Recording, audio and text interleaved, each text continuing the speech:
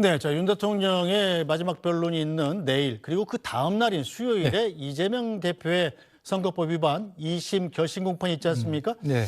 이 두 재판, 뭐 성격은 좀 다릅니다만 선고가 언제 나오느냐에 따라서 앞으로의 대선 구도에도 큰 영향이 있지 않겠습니까? 그 이제 시간표를 잠깐 따져보면 지금 화면에 보고 계시는 대로 이제 내일 윤 대통령 최종 변론 종결이 있고 그 다음 날 26일에 이재명 대표 이 공직선거법 2차 공판, 결심 공판이 있습니다. 근데 결심이라는 거는 이제 이걸로 더 이상 변론 안 하고 이제 선고를 언제 하겠다라고 그렇죠. 정하는 겁니다.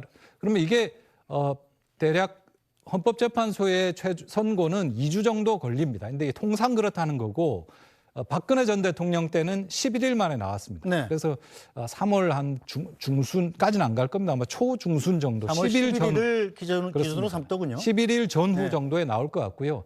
그다음에 이제 그렇게 한 다음에는 2달 뒤에 대선이 되니까 이제 5월 중순보다는 아마 초순이 될 가능성, 초중순 한 10일 전후로 될 가능성이 나오는 건데 이재명 대표 재판 같은 경우에는 이제 이게 항소심 선고가 언제 나올지도 사실은 이 판사 마음이에요. 1심의 경우를 보면 9월 20일에 결심이 나오고 네. 최종 선고는 11월 15일에 나옵니다. 네. 그러니까 거의 2달 있다가 결심이 네. 나왔어요. 선고가 나왔어요. 그래서 실제로 2심 선고가 언제 나올지 알 수가 없습니다. 그리고 그 다음에 다시 이제 대법원으로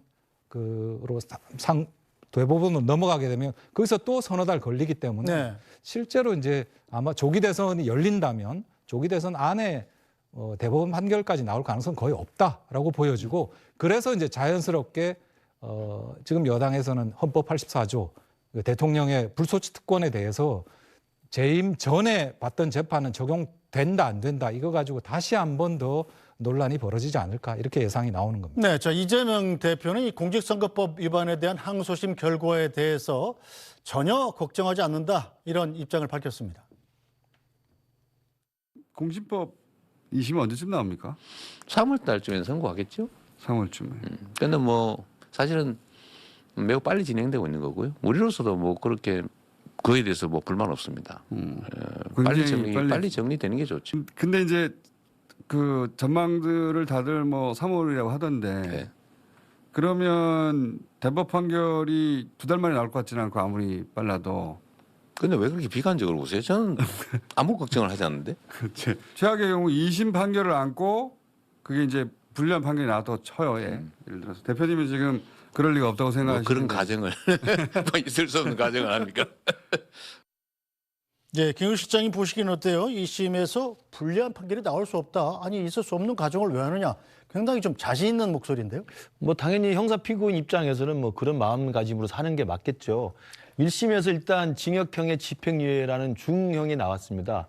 그래서 만약에 2심이 3월 중하순경에 나온다고 치면 대부분의 경우 어떻게 나올지 예상하기는 뭐 쉽지 않겠습니다만 무죄로 완전히 뒤집히지 않는 한은 저는 유죄와 관련해서 형량이 좀 깎이는 정도가 아마 최대의 저는 가능성이 있다고 생각합니다. 그러면 1심, 2심 모두 피선거권이 박탈되는 형이 일관되게 나왔다고 친다면 절차적으로는 대법원의 상고에서 상고심이 나와야만 확정 판결이 되는 것입니다만은 저는 여기 박수현 의원님도 계십니다만 만약에 대선 레이스가 시작되기 전에 1심, 2심이 모두 중형으로 피선거권이 박탈되는 형으로 일관되게 나왔다고 한다면 상고심이 진행되는 과정이라도 국민들에게는 굉장히 불안한 국정의 이제 이 스케줄이 꼬일 수밖에 없습니다. 네. 그래서 이제 지금 이재명 대표 입장에서야 3월 달에 나온다 손 치더라도 633 라인 그 규정에 따르더라도 3개월 뒤에야 대법원 상고심 확정이 나오기 때문에 선거는 지난 뒤다. 그리고 선거에서 당선이 만약에 된다면 재판은 중지되는 것이라고 이제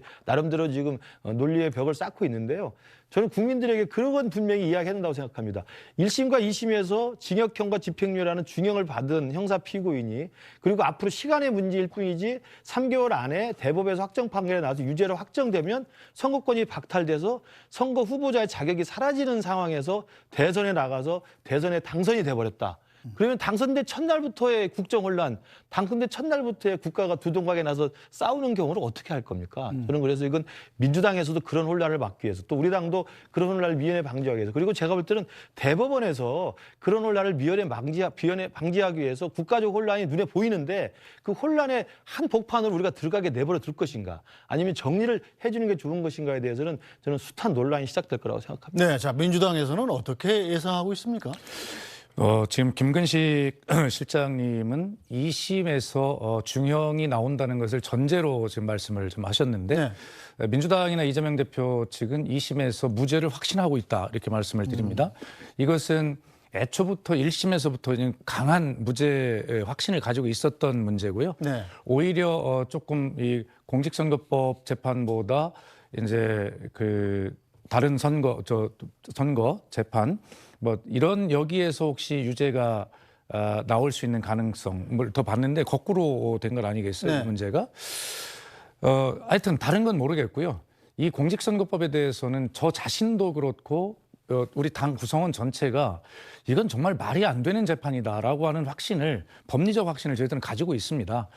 그래서 1심 재판부가 이재명 대표의 어떤 주장들 이런 것들을 일부 받아들이지 않은 부분들이 있거든요. 그 부분들에 대해서 받아들인다면, 예를 들면 네. 백현동 이 문제를 하는데 국토부의 압박과 협박 이 문제 2차인데 국토부로부터 수차례 내려온 공문을 1심에서 이를 증거로 채택하지 않았다는 이제 주장이거든요. 네. 그렇다면 그것을 2심에서 증거로 정확히 채택해서 본다면 이것은 정말 협박일 수 있겠다. 협박이라고 하는 것은 주관적으로 느끼는 감정 아니겠습니까? 자, 이런 부분이고요. 또 하나 말씀드리고 싶은 것은 그런 겁니다. 0.7%포인트 차이지만 대통령 후보였던 사람입니다. 그리고 지금 대통령 후보가 될 유력한 사람이고 당선될지도 모르는데 이렇게 어떤 검찰권의 남용을 통해서 기소가 되었다고 하는 공직선거법, 지금 김문기 씨를 알았다 몰랐다, 뭐 협박이냐 압박이냐 이런 정도를 가지고 이 큰 국민의 선택권 자체를 배제시키려고 하는 것이 기본적으로 저는 형평에 맞지 않다라고 하는 그런 주장을 민주당과 이재명 대표 측 저희들은 하고 있는 것인데요. 네.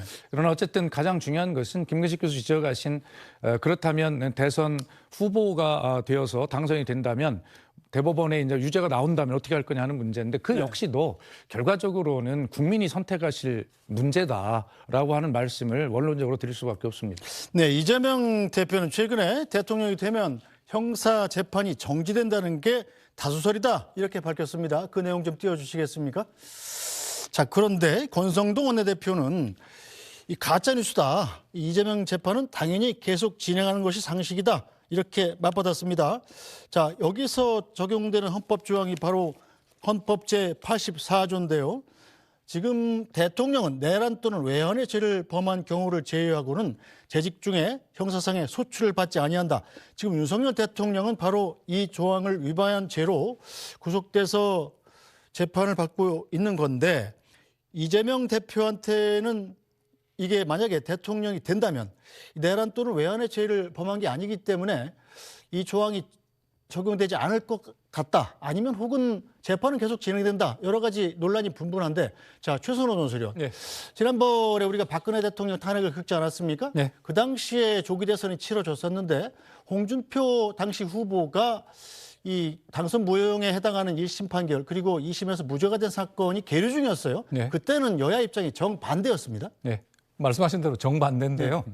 조금 전에 하셨던 말씀하고 정반대 얘기를 했습니다. 그때 뭐냐면 이제 이른바 성완종 리스트라고 그러죠. 네. 정치자금법 위반 혐의로 1심에는 유죄가 나왔고 2심은 무죄가 됐어요. 그게 이제 2심 무죄가 2017년 대선 한 두세 달 전에 이렇게 나왔습니다. 그러니까 2월 정도에 나왔습니다. 그래서 대법원 판결을 앞두고 있는 상황이었는데 그때 송영길 당시 이제 총괄선대본부장이었죠. 네. 민주당의 송영길 이제 본부장은 이거는 방금 보신 그 헌법 84조는 재직 중, 재임 중 소추되지 않는다기 때문에 재임 전 사건에 대해서 재판받는 건 계속 해야 된다.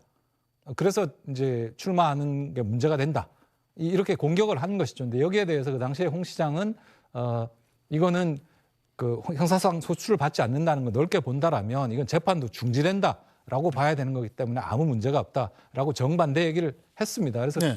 지금도 마찬가지로요. 글쎄 이거 좀 한참 뒤에 일을 가지고 지금 벌써부터 떠드는 게 별 의미가 없다고 저는 생각이 되는데 일단 2심 판결이 아마 3월 말 늦어도 4월 초 그때 어떻게 나오느냐가 굉장히 중요할 겁니다. 그 내용이 어떻게 나오느냐가 중요하고 또 그때가 아마 이제 조기 대선이 있다라고 가정하면 그때가 아마 당내 경선이 막바지 혹은 이제 당내 경선이 막 끝나서 본선이 시작될 그 시점입니다. 그러니까 그 자체가 굉장히 큰 영향을 줄 수 있죠. 어떻게 나오는지에 따라서.